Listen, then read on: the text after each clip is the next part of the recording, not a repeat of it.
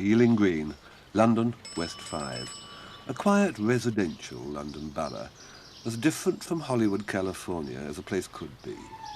Yet here, in small premises, more like a family printing works than a film studio, a handful of young men, in just 10 years, made films which were so original and funny that the word Ealing became world famous.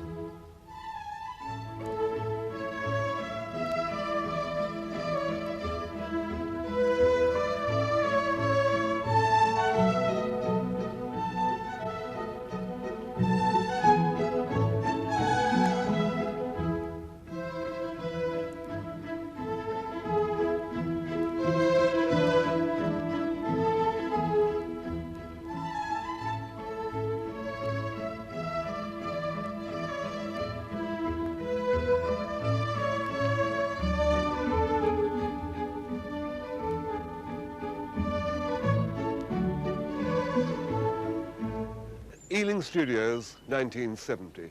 They started making pictures here back in 1902, and they're still at it. It's now the BBC's headquarters of filmmaking. The buildings, such as they are now, were put up in 1931. This was bang in the middle of the Depression, and money was very scarce, and it still is. Ealing Studios could well be described as the first and the last of the small spenders. During the era of the big picture, when other studios were enjoying budgets which read like the national debt, here at Ealing they were keeping the bailiffs away with Gracie Fields and George Formby comedies. In those days, the cinema-going world knew very little about Britain. Hollywood dominated the world market, and the image other countries had of us was the Britain as depicted in Hollywood epics, all fog and cobblestones. The only British pictures able to break into the international market with any impact were Alexander Korda's lavish set pieces, and these were about as representative of this country as real Hungarian fish and chips. And there was a war on. Not, you might think, the ideal time, one way and another, in which to start breaking up new ground for the British film industry, to start creating an entirely new sort of screen comedy, to make films about Britain and the British, which were to have enormous success overseas. And yet, that's what happened. And it happened because over there in the admin block, the man in charge of Ealing was Mick, now Sir Michael, Balkan. And there he sat, looking through his French windows at his small rose garden and his little lawn and his beehives. Mick Balkan was an odd sort of film producer. He looked more like a bank manager. He was a courteous man, paternal, possessive, and intensely patriotic. In 1941, he started making films at Ealing Studios to help the war effort. Ships with Wings, for instance, a glamorized, totally unreal confection supposed to tell the work of the Fleet Air Arm. This called for romantic stars, mock-up aircraft, and the studio water tank really came into its own.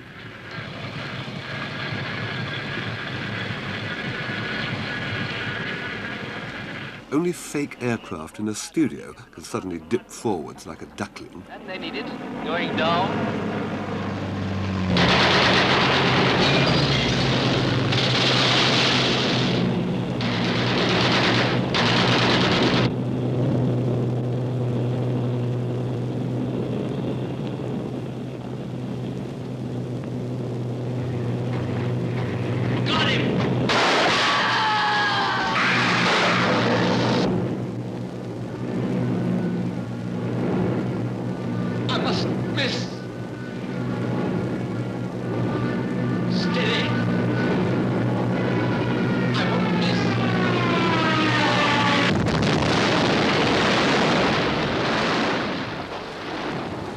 We'd be there.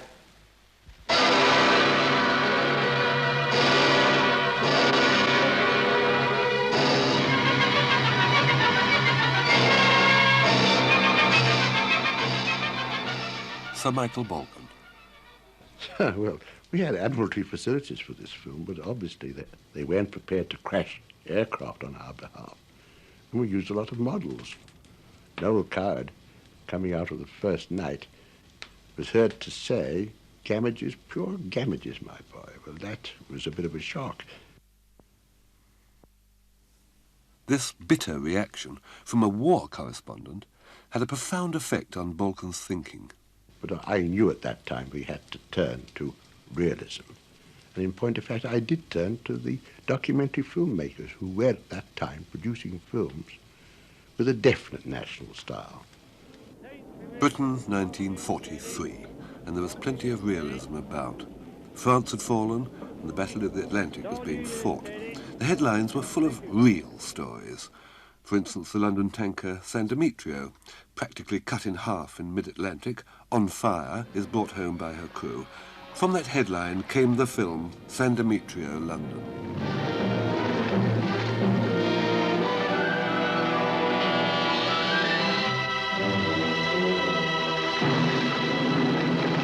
Down mainsail!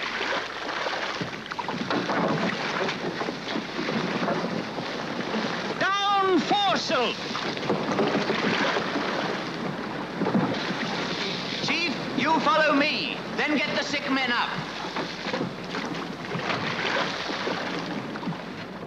The success of this film was vital to Balkan's confidence and willingness to make more innovations. So who does he put to direct it? Typically a young film editor just starting to direct, Charles Friend. Well, we used no stars in the film, rather against the convention of feature filmmaking at that time. You see, we'd asked the permission of the crew to use their real names, and we were more concerned to use actors who could behave and look like sailors. What do you think, Chief? Well, she hasn't gone up yet. I should say there's a good even chance we can get the fires out before she does. Right. Better get the boat up then, matey. From then on, Balkan never went outside Ealing to find his directors. And gradually he gathered round him a group of young men, film editors, producers from the theatre, graphic designers. He encouraged them, controlled them, he promoted them, exasperated them, and they became a kind of family unit, unique in the film business. Here, in the director's dining room, the young men and a woman spent hours mulling over future projects, coming up with ideas, knocking other people's. A quarter of a century later, some of what was called Mr. Balkan's Academy of Young Gentlemen recall those ill-paid, sheltered, fruitful years. The director of San Demetrio, Charles Friend, he went on to direct The Cruel Sea and Scott of the Antarctic. Well, it was really our first chance to work as directors, but we just felt we were making pictures, and thank God for that. We were paid less than other studios, but on the other hand, we were paid all the year round, whether we were shooting or not. We didn't get any share of the profits, but the company used to say, you're not asked to share in the losses either. Charles Crichton, director, also promoted from film editor. The wonderful thing was that we had creative security, and there was enormous excitement about being part of a going concern. There was enough anguish about and misery. I mean, budgets were too low, we didn't earn enough money, some of our pet ideas got stamped on. But all the burden of setting up a picture was taken from our shoulders, and we were relaxed. Basil Dearden, director from the theatre. I think we rather felt we were the elite filmmakers, a rather special group, and indeed I believe we were. And of course one did appreciate the feather bedding of having no worries at all, but it didn't equip us for the outside world when Ealing closed. Michael Relf, producer from the theatre. I first of all became a producer at Ealing, and it really wasn't until years later, when I came to work outside, that I realized quite what a different function producers performed at Ealing. We were sheltered by Mick Balkan, who carried out all the sort of executive functions as far as finance was concerned, and contacts with the distributors and so on. And the producers were purely there to act as creative partners to the director. Tibby Clark, comedy writer extraordinary. Yes, and of course there was a great pooling of ideas here. We all interfered with each other's scripts, and that applied particularly at times when we weren't working ourselves. At those times, a list always used to go round the studios because of permanent employment of what everybody was doing, and it was rather shattering to see T.E.B. Clark thinking. Diana Morgan, playwright, ex-Cochrane young lady. What I came here from the theatre, and I was very thrilled at the thought of making my first film. Ostensibly, I came here to put the love interest into Ships with Wings, but I found myself scripting the Battle of Matapan. I was known as the only girl in the school because the life expectancy of a woman writer at Ealing was about 2 weeks. There they were, the Ealing family, with Mick Balcon very much father. Well, you know, I think Mick really was quite a jealous man. He did sometimes think he owned us. But of course, there was the other side of the coin, because he was very faithful to us and he was very loyal to us, and he gave us our first chances. Yes, he did. He did have this intense loyalty, but it was allied to an almost feminine possessiveness. I remember once an outside producer rang me up to direct a rather important film, which I'd like to have done, and when Mick got to hear of it, there was the most awful scene and row. That's how his sort of possessiveness showed itself. I had the same thing once. An American company wanted to borrow me for a picture, and I was under exclusive contract, and I asked Mick, and he said, "Oh yes, and we'll ask them," naming what I thought was a ridiculous sum, and I said, "But Mick, they'll never pay that." And Mick said, "You're worth it, old boy, to anybody except us." How on earth did Balcon get those bright young minds to work so well in committee? It must be something to do with a rare quality he's got. He's a fan of creative people. Anyhow, the meetings usually finished up at the Red Lion opposite, where pints flowed and Balcon was firmly, in his absence, put in his place. Driving to his studios in the war days of 1944, Balcon could assess his state of play and find it promising. The success of San Demetrio had shown him that he was onto a good thing with his hunch about realistic films. He had independent finance, and for his milk check, he had the old slapstick films which the studios had been turning out for years. Why don't you look out? Get out of it! Get out of it! Look out! There was always a Will Hay film on the stocks. Get away! Get away! Overhead! Oh, keep out of it! All right, behind? Yeah, I'm having a marvelous time. You okay? Yeah, fine. Now I know why they call it your bomb chair. Angus MacPhail, ex-Cambridge intellectual, a fan of everything filmic, and Ealing's scenario editor. An odd-looking man, which was a great help to cartoonists. Like all the Ealing talents, he didn't only do what he did well, he could also do lots of other things. He was a quite remarkable man. He had a very fine brain, and he had this wonderful quality of being able to unite opposites. Two chaps would go into his office absolutely hating the sight of each other over some particular scene, and he could pour oil on the troubled waters, make the scene right. As a writer, he could sometimes write the most moving materials. We made a picture called Captive Heart about prisoners of war. Some of the most moving scenes when the prisoners came home and met their families for the first time for 5 years were written by Angus. And it was proved very successful, actually. We went actually into Germany, into a real German prisoner of war camp about 5-6 days after the war ended. It was enormous cooperation from the War Office. And I think in that way we pioneered real locations and real interiors, because prior to that, sets were always built, whether it was a street or whatever, was always built in the studio. The Captive Heart, 1945. The memorable scene where Red Cross parcels arrived for the prisoners of war.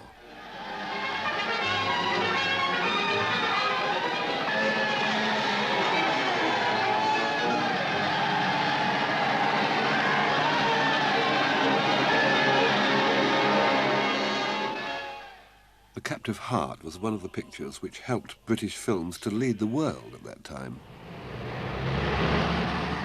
1945. The war was over and Ealing's prospects were good.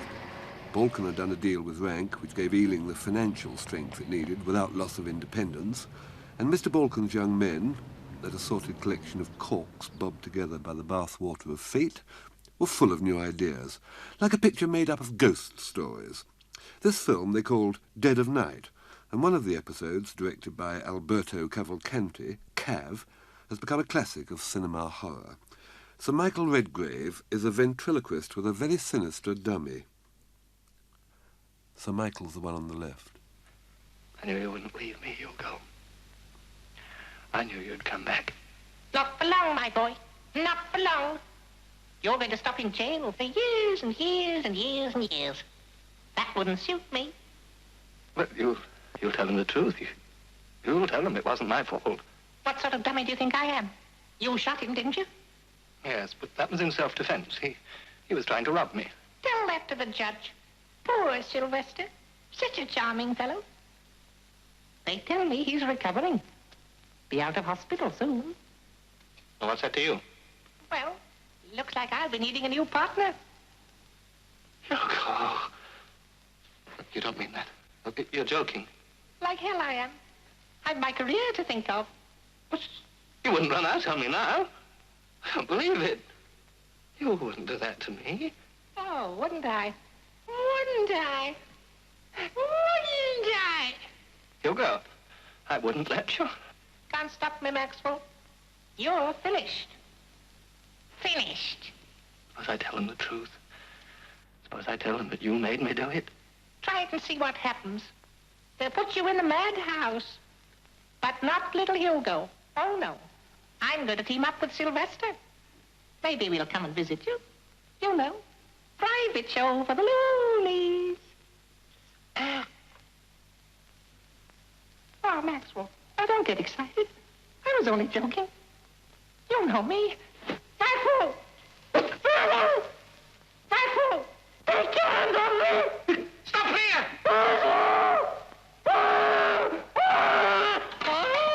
Here, you fool! Officer, quickly, open this door! Quickly!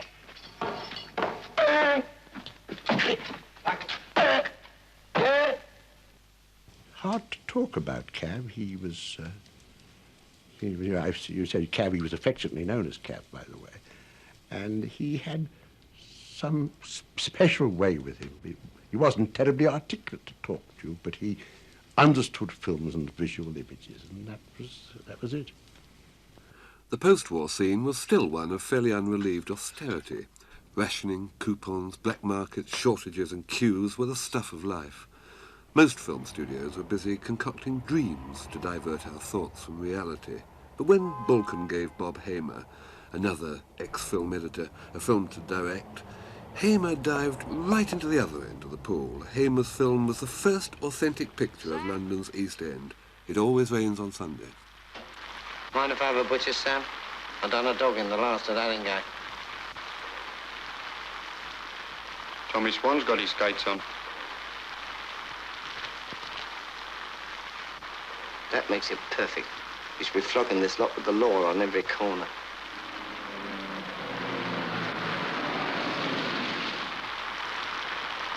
Ah, the Ritz. Lovely weather for a manhunt. Waste of time. Tommy Swan won't be fool enough to come near this manor. That gave Jack Warner his first role as a copper, and at that time Jack was appearing in Garrison Theatre, the show with the famous catchphrase, "Mind my bike." And I suggested to Mick that we should play him, and he immediately agreed. Later, in the Blue Lamp, we cast Jack as a copper again, and this really started him on a new career. Get back. Drop that and don't be a fool. Drop it, I say. I'll drop you.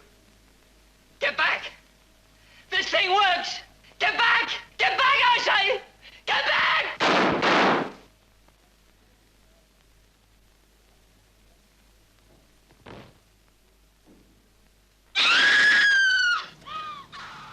Oh, Jack hasn't changed much, has he? Good evening, all.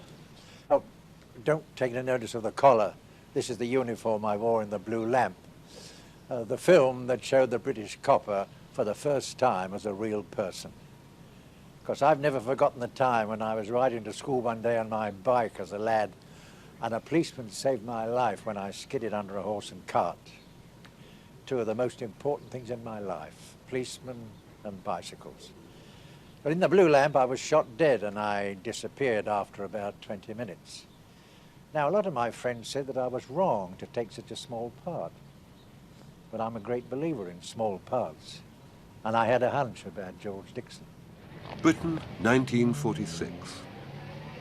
And the Ealing boys were busy getting their cameras away from the studio and exploring the alleyways.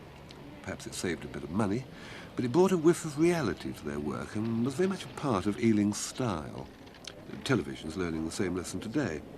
It was from this Ealing preoccupation with taking stories from what was going on around them and sniffing around London streets that the first Ealing comedy came about. Instead of concocting a drama from what they saw, they decided to have a go at making fun of it. Tibby Clark. They were, to some extent, debunking comedies, and there was an awful lot at that time to debunk things like austerity.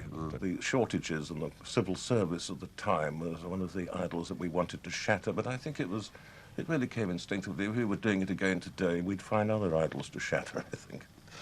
The great majority of films are adaptations from books, as you know, and occasionally plays, and yet most, if not nearly all, Ealing films were originals.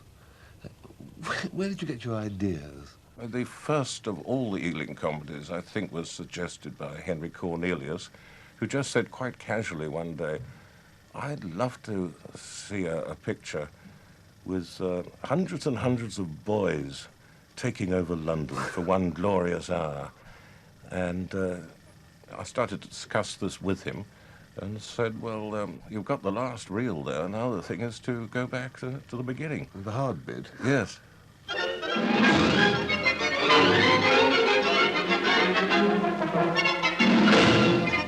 Fresh and bright, the first Ealing comedy.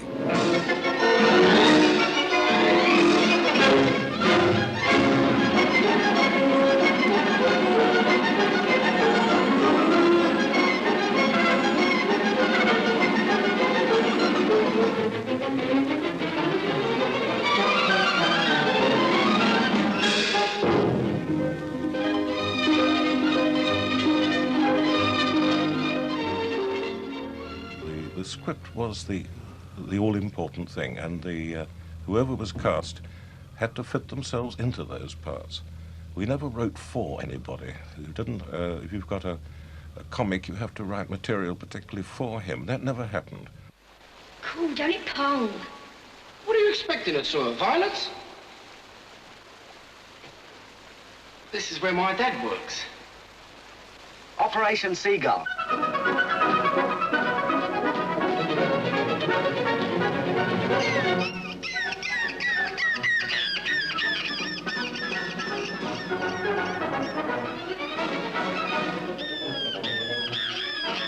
Once again, Ealing came up with a new approach. A gang of school kids, real kids, hunting down black marketeers. Shot on location in London, mainly among the bombed ruins around St. Paul's. Operation Seagull. Okay, it's worked, come on!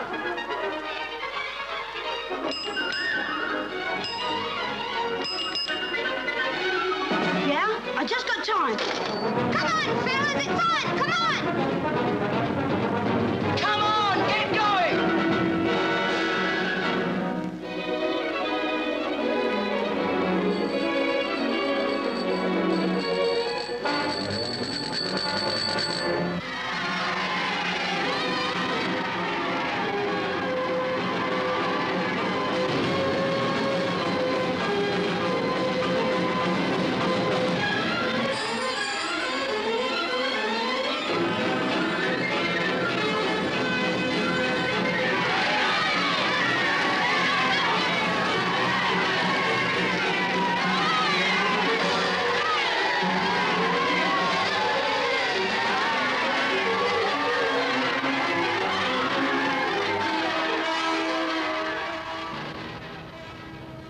The film was directed by Charles Crichton.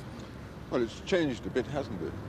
I think I preferred it when it was all ruins. I thought they were very beautiful. So beautiful that I used them as often as I possibly could. I made a sort of permanent location of them.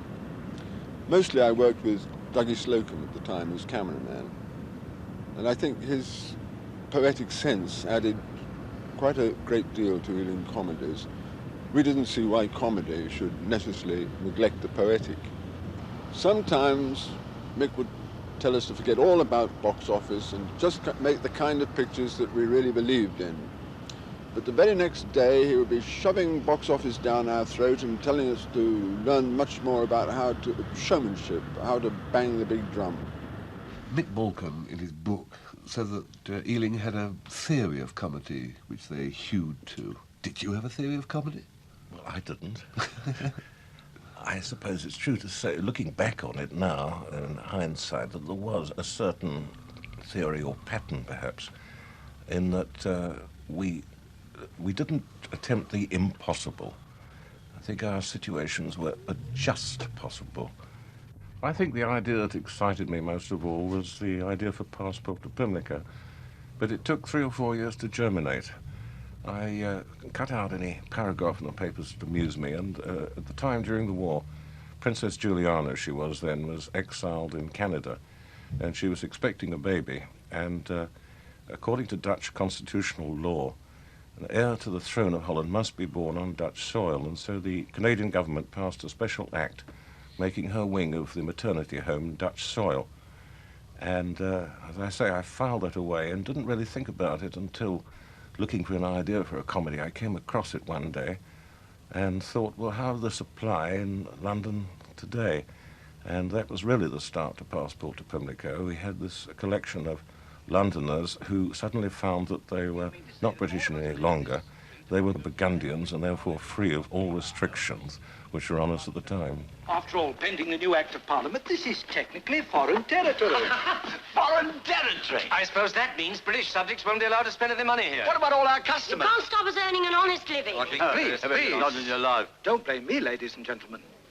Edward IV's the one who made you foreigners. Here we go again. You people make me tired. Order, order. Oh, shut up. Did you ever hear such tripe? Now, in your look life? here, sir. And you shut up, too. All right. If that's the way Whitehall want it, in future we'll be foreigners. That's a stop, Dad. We'll fight them in the tramlines. We'll fight them in the local.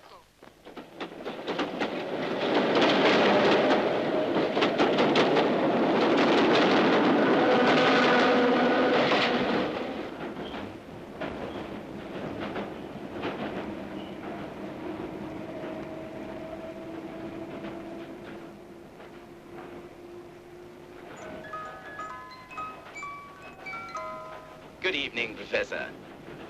Oh, good evening.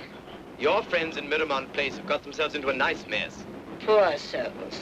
The innocent victims of destiny. They started all this nonsense. Now they've got to put up with the consequences. Ah, but will they? The Burgundians are a fighting people.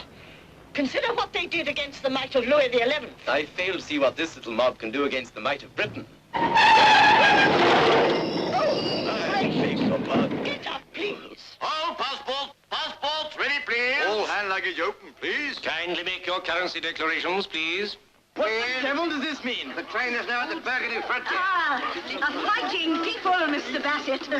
Worthy successors of the Knights of the Golden Fleece. Have you anything to declare, madam? Any foodstuffs, livestock, linen or cotton goods? No. Any muskrats, mealworms, motorcycles, hashish, prepared opium or agricultural machinery? Oh. Just a minute. Have you any foreign currency? English pounds, traveller's checks? Suppose I have. Just wondered. No passage beyond this point without passport. Or passport. Nem az a kérlek, jó, Borotós, nem, Borotós United Kingdom.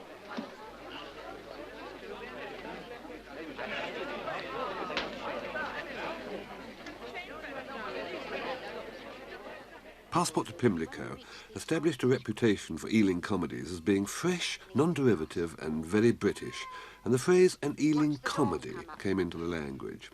And in the cool morning breeze... Passport was the delicious Barbara Murray's first screen appearance in a tender love scene. Well, I must say it was a bit of a traumatic experience for me. Somehow, I was always embarrassed with love scenes at Ealing. One felt that they didn't really hold with them, that they were just put in the script in order to make the films sell. They were very snotty-nosed about them. Also, they were very slightly intellectual snobs.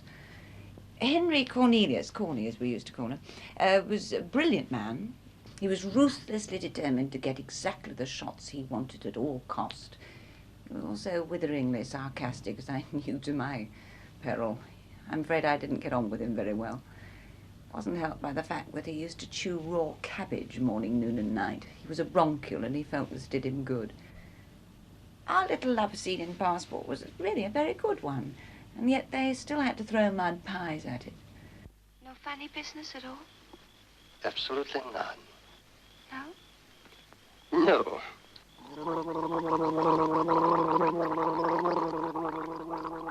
Diana Morgan again. Well, the boys were so terrified of any trace of sentimentality that if you wrote a love scene with any feeling in it, you had it thrown back at you, and they said nauseating. But though they were shy on screen, off screen, I gather they were terrors.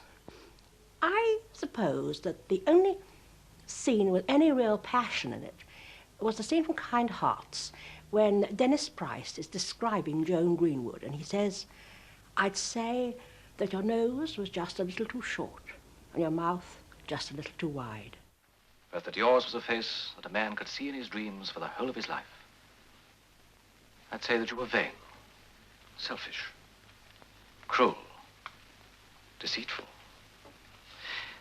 I'd say that you were adorable. I'd say that you were Isabella. What a pretty speech. I mean it. Come and say it to me again.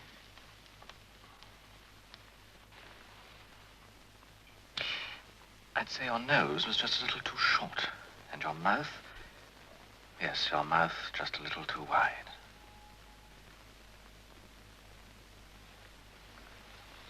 Kind Hearts and Coronets added another dimension to the Ealing comedies. The film had wit, style, and lots of murders. Written by Michael Pertwee and Bob Hamer, it tells of Dennis Price setting out to gain an inheritance by slaughtering the 8 members of the Gascoigne family. All 8 members of the family were played by Alec Guinness. A time to be born and a time to die. There was the Duke. There was my employer, Lord Gascoigne. There was Admiral Lord Horatio Gascoigne. There was General Lord Rufus Gascoigne. There was Lady Agatha Gascoigne. And in the pulpit, talking interminable nonsense, the Reverend Lord Henry Gascoigne. The life cut short was one rich in achievement and promise of... Kind Hearts was directed by Bob Hamer, a brilliant young man, mathematics scholar, minor poet, film editor, and finally director. It was Hamer's direction of Alec Guinness which started Guinness off on his long succession of impeccable character comedy performances. I first met Robert Hamer to discuss details about the various characters in the script over a fish lunch in Dover Street. And I can remember my first impression of him. I thought, this man has the most remarkable head. It's a wonderfully shaped head, sort of like a Roman emperor or something. You know, his genius, such as it was and would have developed, I think lay in the shape of that head. He also struck me at that lunch as being very serious. I think he was very suspicious of actors, as indeed all Ealing characters were. Later on, of course, I found that he had a marvelous wit and sense of humor and great sense of fun.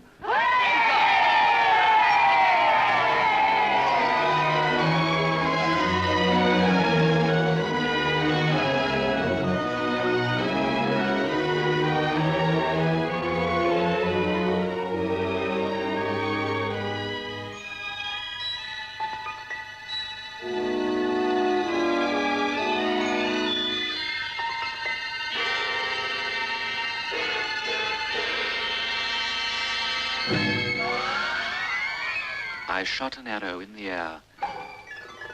She fell to earth in Berkeley Square. Admiral Lord Horatio Gascoigne presented a more difficult problem. He scarcely ever set foot ashore. And I was beginning to feel that this task was beyond even my ingenuity.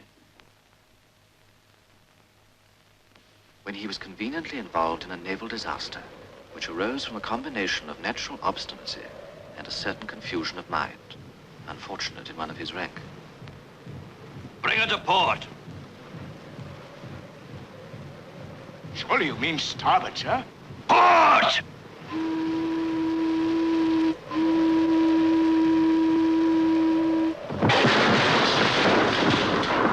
Both ships sank almost immediately, though fortunately all hands were saved, save one. Admiral Lord Horatio, obstinate to the last, insisted on going down with his ship. General Lord Rufus Descoyne, on the other hand, who never tired of demonstrating how he had fought the most calamitous campaign of the South African War, was a fairly easy proposition. At that moment, the concealed enemy emerged from behind the copy. I held our guns fire till we could see the whites of their eyes.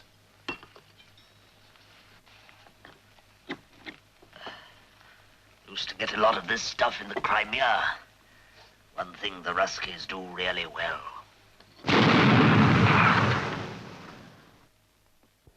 He was marvelous for an actor to work with because he was so appreciative of what you did. He was a wonderful audience. He picked on good things you did and encouraged them, and bad little nonsenses.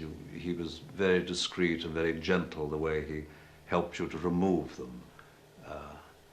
You know, Shakespeare puts into Hamlet's mouth a line about actors, and he says in his advice to the players, one shall, in your opinion, outweigh a whole theatre of others. And for that period of my life, Robert was certainly the one. I used to visit him in hospital. I remember going one evening, and he was sitting up in bed with a notebook. And in the notebook were a list of actresses' names, and he's putting ticks against them. And I said, what do those ticks mean, chum? That you were madly in love with her in 1959? And he said, no. She's asking too much money. The budget won't stand for it. And then he put down the notebook as if it had suddenly grown heavy and turned his head aside. That was the last time I saw him. Dear Robert. Just before he died in 1963, Hamer wrote about the possibilities which making Kind Hearts and Coronets opened up for him. Firstly, that of making a film not noticeably similar to any previously made in the English language. Secondly, that of using the English language, which I love, in a more varied and, to me, more interesting way than I had previously had the chance of doing in a film. Good evening, my lord. It was for a moment a shock to be addressed by my ecclesiastical title, but I recovered quickly. Good evening. I was just taking a rubbing of this most interesting brass. An ancestress of my dear late wife. Allow me to introduce myself. Henry Descoyne, rector of this parish. Septimus Wilkinson, Bishop of Matabeleland. I was spending my vacation taking a cycling tour around your beautiful country churches. Ah, have you noticed our clerestory? Ah, exquisite. The corbels are very fine. Here you see the first Duke and his Duchess, the dead watching, as it were, over the living. And I always say that my west window has all the exuberance of Chaucer without, happily, any of the concomitant crudities of his period. Now we approach the font. The next innovation to come out of Ealing Studios was typically never really in the studios. And the producer, even more typically, wasn't a producer, but the studio publicity chief. Our head of publicity was Monya Danishevsky, the White Russian with the red face, known by everybody as Danny, a very engaging character, known in all halls of Fleet Street. He was accused of inventing Ealing Studios. What Danishevsky did was to scrap the usual tatty cinema posters and commission important artists like John Piper and Henry Moore.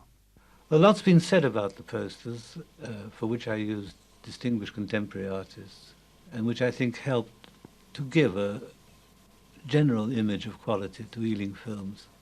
But the films themselves helped, of course, too. Danny wanted to play a more creative part, so I gave him the opportunity of becoming a film producer. We had the money for an extra film, but we then hadn't got the available studio space, and it was a condition that he had to find a story that could be made entirely outside the studio.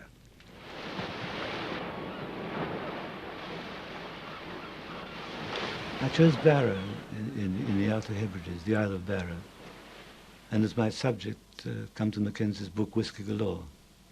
I also picked a director who had never directed before, Sandy McKendrick. So it was rather a case of the blind leading the blind. And just before we left for location, Walken called me in and said, "For God's sake, dear boy, don't let me down." And I realize now what courage it must have taken to get such promotions passed by his board. The Isle of Barrow is largely Roman Catholic. The characters in Whisky Galore were supposed to be Presbyterians who were not allowed to do anything, for example, on the Sabbath. Now, Compton Mackenzie is a Catholic himself. Sandy McKendrick was brought up in a strict Presbyterian home, and I'm a Russian Jew, so these contrasting factors must have left their stamp on the film. The little island of Toddy is a completely isolated community, 100 miles from the mainland, 100 miles from the nearest cinema or dance hall. Oh, but the islanders know how to enjoy themselves. They have all that they need. Slanzama.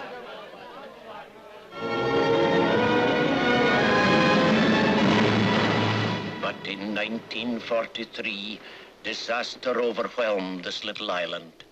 Not famine nor pestilence, nor Hitler's bombs, or the hordes of an invading army, but something far, far worse. There is no whiskey.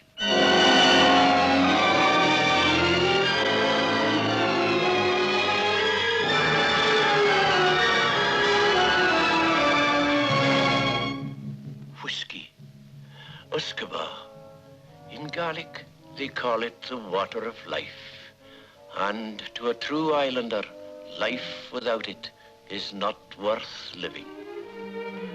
When I spoke to the wonderful old parish priest there, Father John Macmillan, and asked him, would it be all right for his flock to go out to the whiskey ship on a Sunday, he seemed astonished, and he said, what better day to steal the whiskey than the Lord's own day? When Sandy heard this, he was outraged. He became more and more on the side of the excise men and the character played by Basil Radford, who were out to stop the islanders from getting at the drink. And I think that this sort of conflict between us gave a greater depth to some of the characterization in the film. In 1948, pretty well everything was in short supply. You grabbed what you could get. Compton Mackenzie's story of the Scots Island awash with looted whiskey from a wrecked ship was like a dream when a bottle of whiskey cost £5 or £6, if you could get it.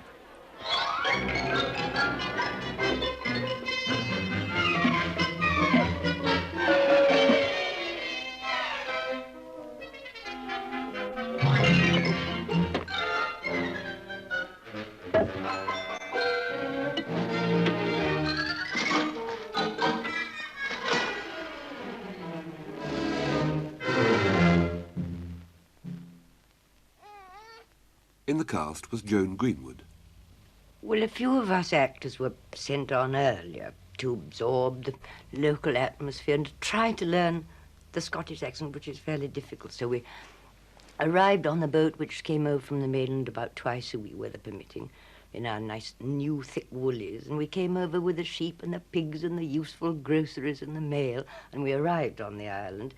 But first, I think they were a little suspicious of us, and it was a bit alarming. But then they must have decided that we were fools but quite harmless. And suddenly they started talking, and you've never heard such marvellous conversation in your life. I don't mean just your gossip and stuff. There was a lot of gossip on the island. And they stayed up all night, I mean, with ceilidhs and dancing. They were marvellous people. And they loved being in the film.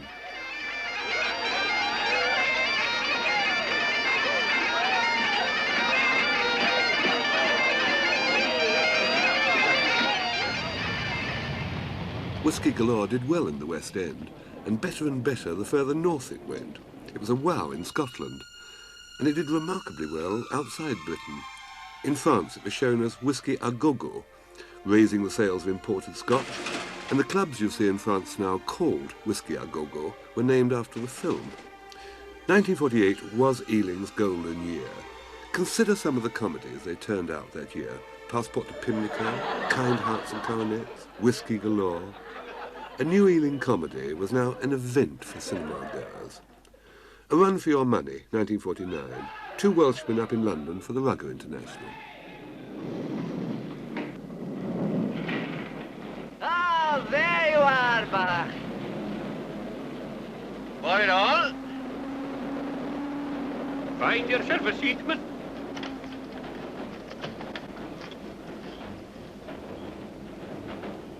You'd better have my seat, my man.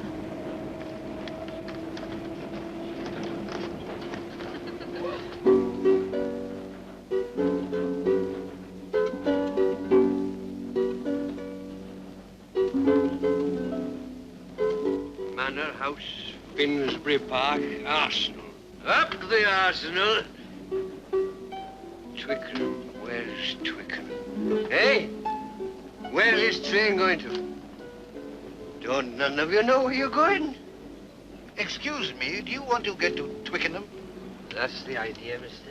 Well, I'm afraid this train won't get you there. No, what you want is a Green Line coach from Hyde Park Corner. 701 or 702, I believe. No. 27A, all the way. I have a cousin at Twickenham, and I always take a taxi from Richmond. But it has to be good enough for most of us. Yeah. You want a trolley bus 667 from Hammersmith? Because you can't beat the jolly old Southern from Waterloo. They do better on a 30 feet from Hammersmith. No, 27A all the way, simple. Oh, he's got to get a 27A. If he takes a 30 feet from Hammersmith. I think the Green Line run every half hour. Oh, but then he has to change at Brentford onto the trolley bus. They do better on a 30 feet from Hammersmith.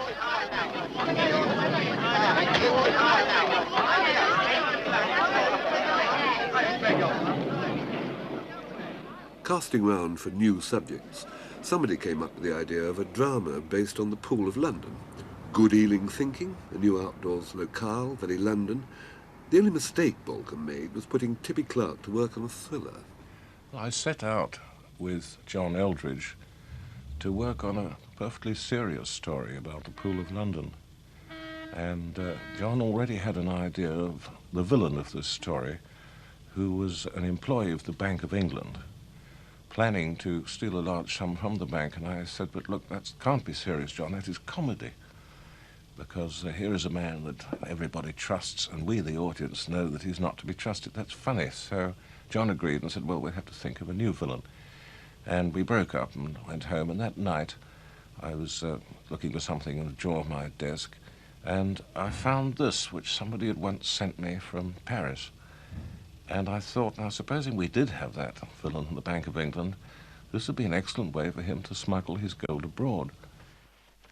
Run, Dutchman! Stop those men!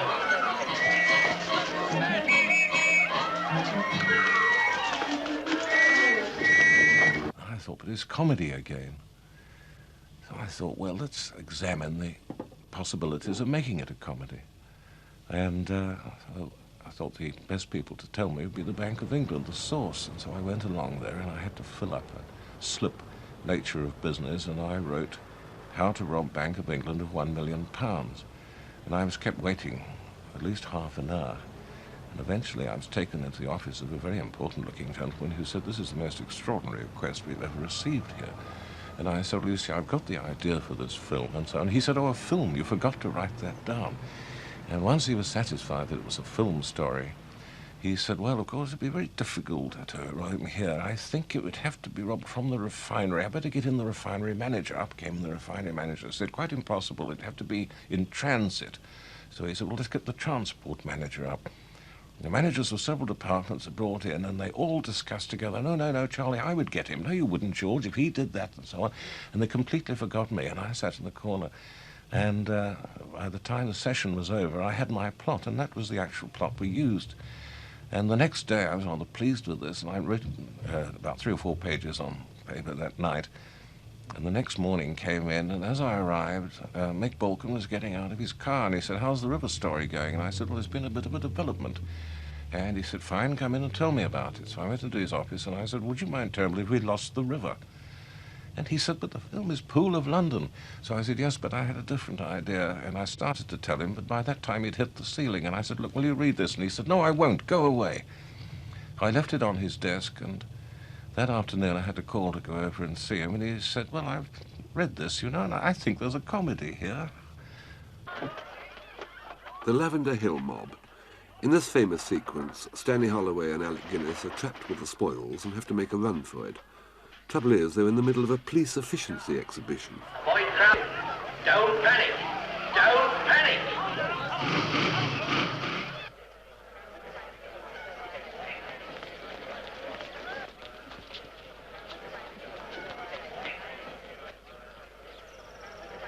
I can't drive.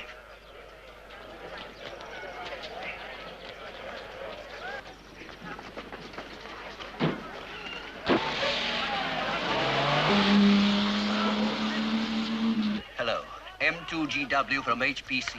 Urgent message begins. Vicinity Police College. 2 men wanted for questioning. In connection with theft of bullion.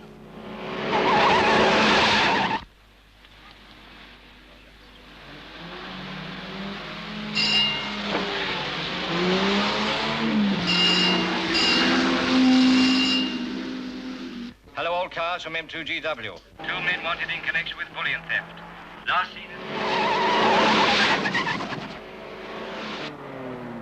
seen escaping from Police College on foot, but may have stolen car. Over. Better call him up. Put him on a false scent. What's our number? This must be it, U3.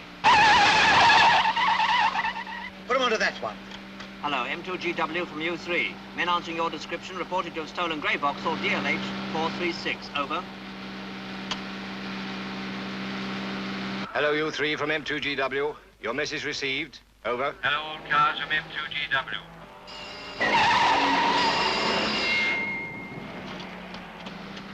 Must be somewhere ahead. Yes, but why isn't U3 chasing them? There they are. Yes, it was a police car, all right. But the driver was wearing a top hat.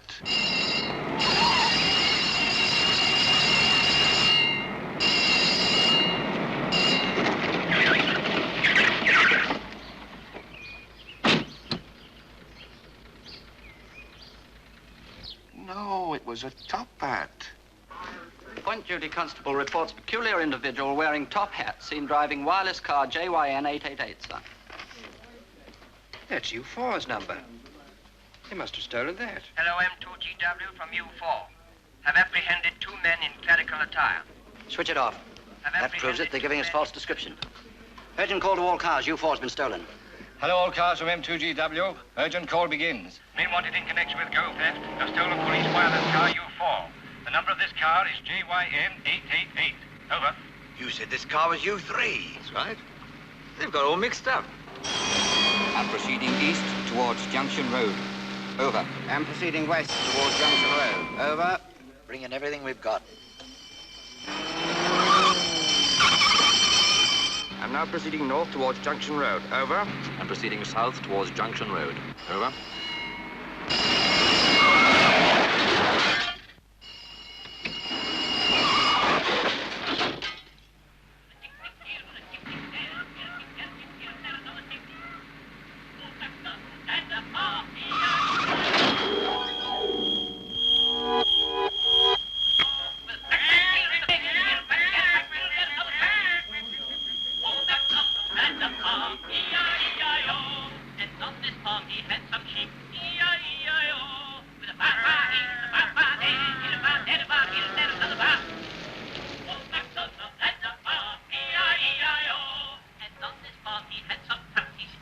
Would you mind giving me a lift to the police box? Are they flashing for me? Oh, thank you.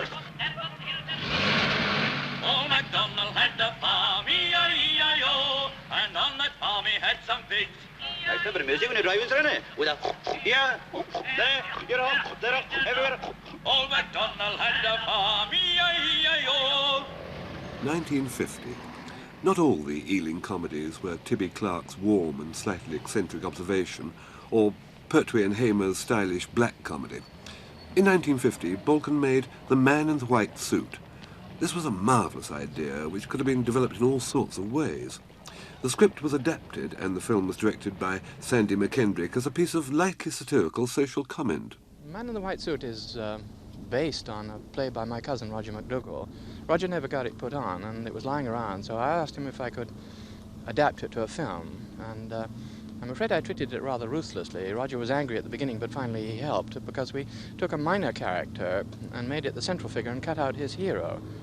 The central figure is a young scientist who invents a cloth that never gets dirty and never wears out.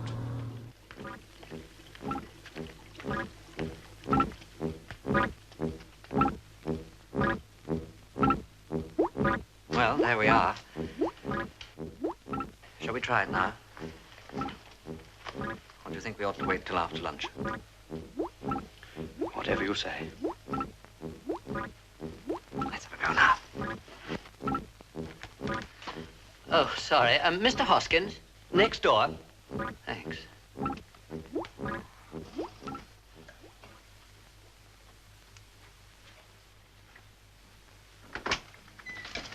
Mr. Hoskins.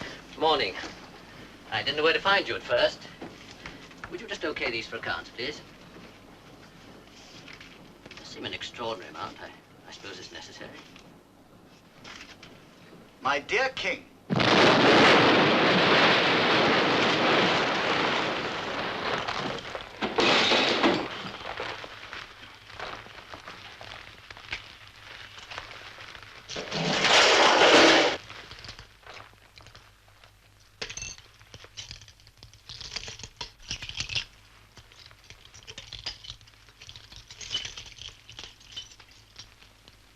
Shouldn't have done that. Accounts have sent us a rough estimate, sir. £18,749. Mm-hmm. Might be worse. Plus 2,000 to cover the damage to the building. Huh? Oh, I see. Anything else? Yes, sir. Radioactive thorium. What does he want that for?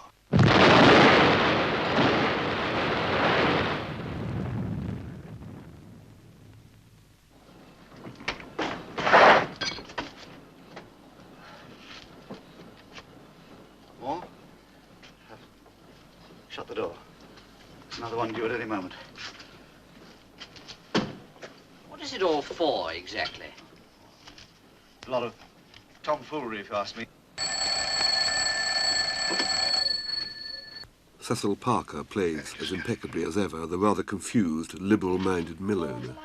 Yes, I know. Mr. Spratton's orders, sir. Mr. Burnley's orders. He gave me strict instructions, sir. I hardly think that applies to us.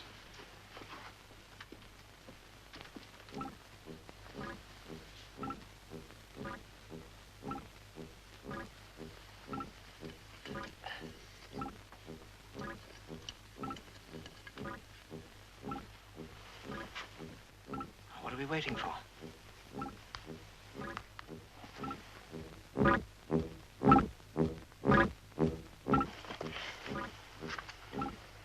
Would you like to? Easy.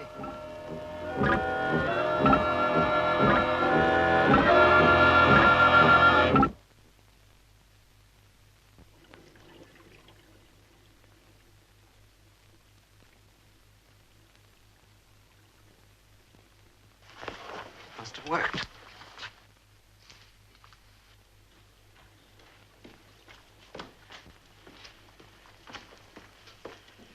Were you here just now? Yes, why? My dear boy, what's the matter? Nothing. It's just that it worked. Do you mean just now? Stratton, you should have... Davidson.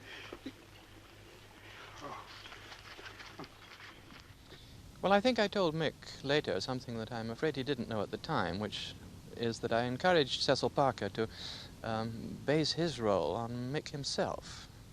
The film is full of some personal caricatures of that kind. Perhaps really because when I was a young man I always wanted to be a political cartoonist, and that's the sort of thing it is. It caricatures not only people, but also attitudes. And Mick represents the liberal attitude.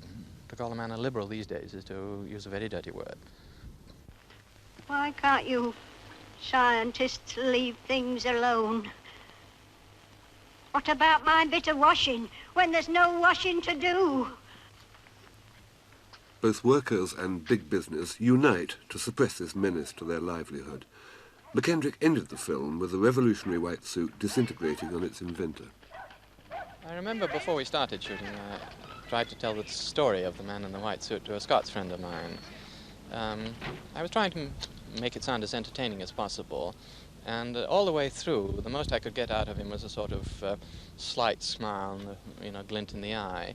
But when I came to the end, the time when the scientist is lynched, or practically lynched by both sides, at that point he gave a great sort of Gallic guffaw, and he said, "Sandy, that's very good, that's not funny."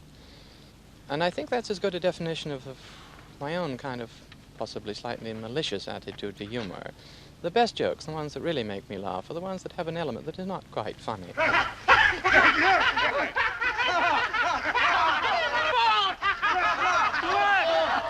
coming to pieces! Where's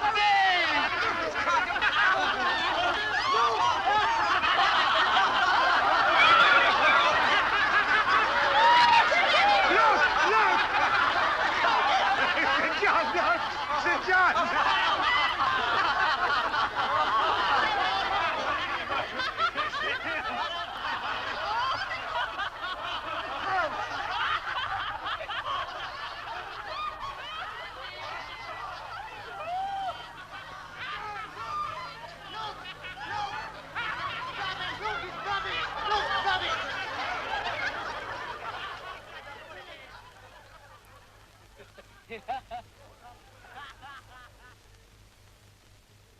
I do remember that much later, after I'd made a number of other films, and when we were planning to do the Ladykillers, when he was giving us approval to go ahead, Mick had me in his office and said, I want to tell you that I've given a promise on your behalf that there's no satire in this one. 1955 and the Ladykillers. Here, what's all this about, Doc? Take out your instruments. Not Doc this time, Harry. Professor. Bill Rose's story of a little old lady who gets involved with an extraordinary band of crooks who pose as a string quintet while they do a robbery. They stay in her boarding house. It is Mr. Harvey. Come in, come in. The others are all here. For the old lady's boarding house, Ealing mocked up a sham house here at the back of King's Cross Station. They found there was a genuine house number waiting for them to put on it, which was rather spooky. The fake house straddled that wall at the end of the street. In fact, there was a real lamppost in the fake parlour. 15 years later, there's no trace left of the sham house. The whole area is being demolished, and the steam trains of the film are now diesel. But how marvellous the house looked back in 1955. Katie Johnson. At 77, this was her first and last starring role. She died soon after, but the part won her an Oscar as the Best Screen Actress of the Year.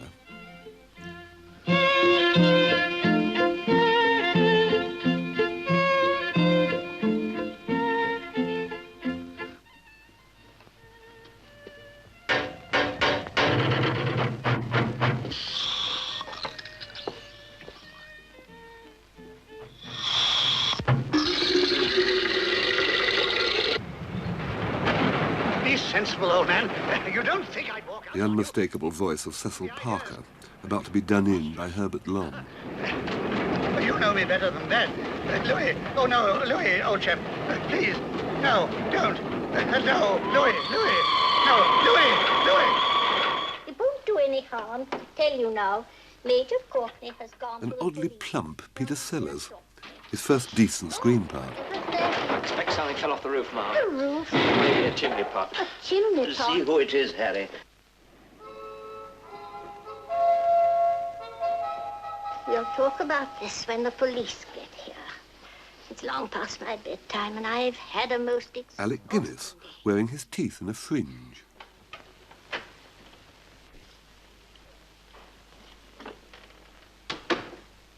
Well, where is he? Where is the Major? Is he up there still? No, he come down. Oh, bring him here. He come down with the chimney pot. The chimney? Is he hurt? I shouldn't think he felt a thing. The film ended with a very fine, ironic finish. But at the time, the touch of violence rather upset people. They found it un-Ealing.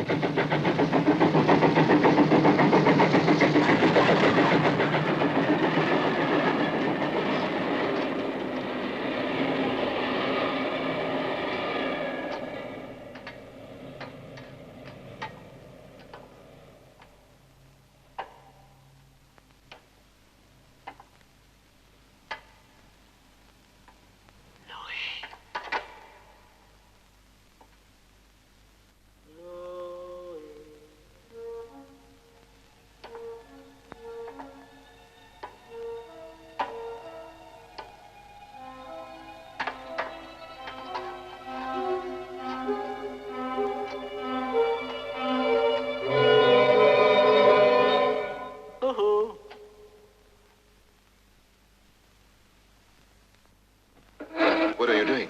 I won't keep you, Louis. There'll be another train soon.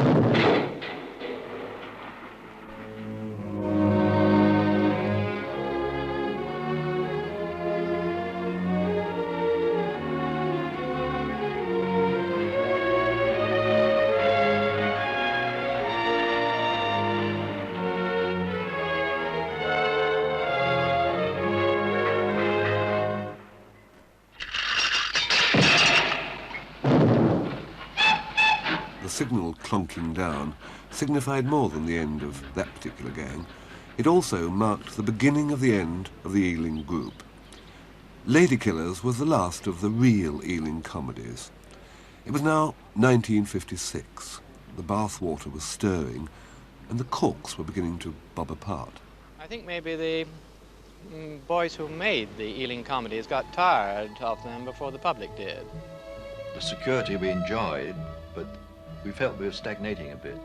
So I went to Mick and said, I think we've got to go. It was really the last occasion on which there was a real patronage of talent in the film business. And I think this is something which is greatly lacking in the more savage atmosphere of today. We used to be accused of being terrible snobs. Not intellectual snobs, just that we were clannish. I suppose we were, really. Maybe we were a bit too pleased with ourselves. Well, the critics said that Ealing was getting inbred. We were a sort of exclusive school with me as headmaster. And I think there may have been some justification in this. You know, there really may have been. But at least we did produce films with a definite style and with a sense of national pride. And I don't think that is happening today. I think the first requirement of a film producer is to have a sense of public responsibility. But some of them today have discovered that the packaging of violence and license is good business. I think that the excuse they make, that they reflect the society in which we live, is a very poor one indeed, because at the best it is the point of view of a very definite minority. Mr. Balcon's academy was undoubtedly an elite, not mixing much in life outside the studio, but the group managed to disprove, or perhaps by being the exception prove, one old show business rule: you can't make pictures by committee. The strength was in the group. Outside the group, as individuals, we have never been as good since.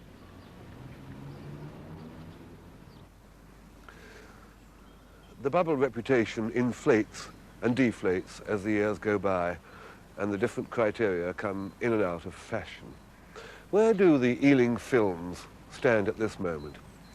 It seems to me that a lot of the attitudes in the films have dated a bit. In many ways, the faults of the films reflect Mick Balcon himself. His very strong patriotism, almost chauvinism, was more to taste in the 40s than now in the cool 70s. His films shied away from sex as though it was dirty. They and he had a kind of primness which dates them. The films had a strong bourgeois flavour. They seemed to be written by middle-class people with perhaps too patronising an attitude towards comical but lovable working-class folk.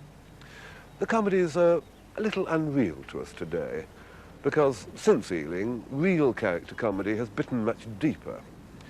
But when you come to what's good about the Ealing films, well, to start with, and really to end with, the comedies are funny. And the Ealing pictures were all beautifully made. The scripts were right, the casting was brilliant. They broke into the world market and had a huge overseas success with films about Britain and the British. They more or less invented our local brand of situation comedy, based on character and predicament. Above all, they were honest pictures. And the Ealing story is not unrelevant to the present plight of the film industry.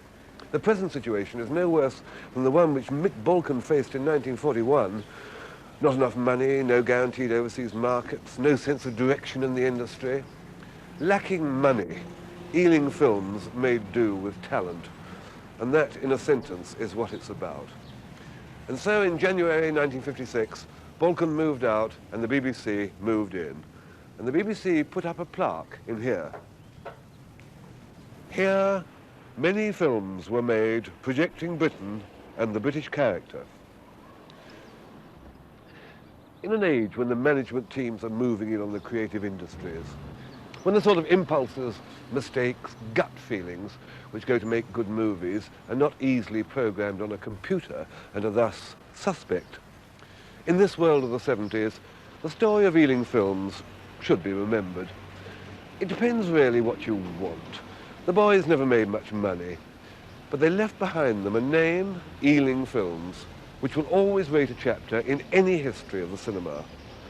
And do you know the most wonderful thing about the phrase Ealing Films? One says it with a feeling of affection.